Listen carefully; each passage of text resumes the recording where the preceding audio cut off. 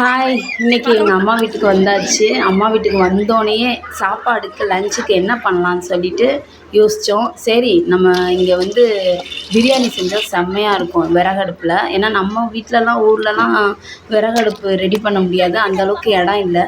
அம்மா வீட்டில் பார்த்திங்கன்னா நல்லா ஃப்ரீயாக விறகடுப்பு செட் பண்ணியே வச்சுருந்தாங்க. சரி நம்ம பிரியாணி செய்யலாம்.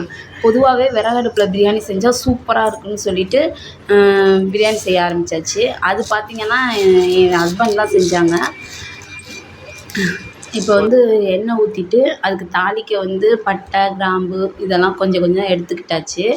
இப்போ வந்து 1 கிலோ பிரியாணி தான் செய்ய போகிறோம். அதுக்கு வந்து எவ்வளோ தேவையான பொருள் என்னென்னவோ அது கொஞ்சம் கொஞ்சமாக எடுத்துக்கிட்டாச்சு. பாருங்கள், ஃபஸ்ட்டு வந்து வெங்காயத்தை போட்டாச்சு. போட்டு நல்லா வெங்காயம் பொன்னிறமாக வந்த பிறகு அதுக்கப்புறம் மற்றதெல்லாம் சேர்த்தாங்க. அதுக்கு முன்னாடி நம்ம வந்து சிக்கனை வந்து க்ளீன் பண்ணி கொடுத்துடலான்னு சொல்லிட்டு க்ளீன் பண்ணியாச்சு. நீங்களே பாருங்கள் வெங்காயம் எந்த அளவுக்கு பொன்னிறமாக இருக்குன்னு. அதுக்கப்புறம் தக்காளி, மற்ற புதினா, கொத்தமல்லி இதெல்லாம் சேர்த்துக்கிட்டாச்சு. இஞ்சி பூண்டு பேஸ்ட்டு. இப்போ இஞ்சியும் பூண்டும் தனித்தனியாக பேஸ்ட் பண்ணி கேட்டாங்க. ஆனால் அது முடியலை. அதனால் ஒன்றாவே பேஸ்ட் பண்ணியாச்சு. அப்புறம் கொஞ்சம் தயிர், உப்பு, அப்புறம் மிளகாத்தூள் இதெல்லாம் போட்டு காஷ்மீர் மிளகாத்தூள் போட்டோம்னா கொஞ்சம் கலர் கிடைக்கும்னு சொல்லிட்டு காஷ்மீர் மிளகாத்தூள் சேர்த்துக்கிட்டோம். அதுக்கப்புறம் கொஞ்சம் தண்ணி ஊற்றணும். தேவையான அளவுக்கு தண்ணி ஊற்ற ஆரம்பிச்சாச்சு. ஃபஸ்ட்டு அதுக்கு முன்னாடி மூடி வச்சுட்டு அப்புறமா திறந்து தண்ணி ஊற்றியாச்சு.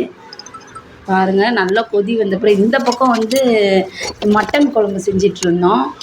சரி பாருங்கள், எல்லாமே ரெடி ஆயிடுச்சு. பிரியாணி, பாயில் பண்ண எக்கு, அப்புறம் தயிர் பச்சடி இதெல்லாம் ரெடி பண்ணியாச்சு. கூட மட்டன் குழம்பும் செஞ்சுருந்தோம். பாருங்கள், அதோடு சாப்பிட ஆரம்பித்தாச்சு.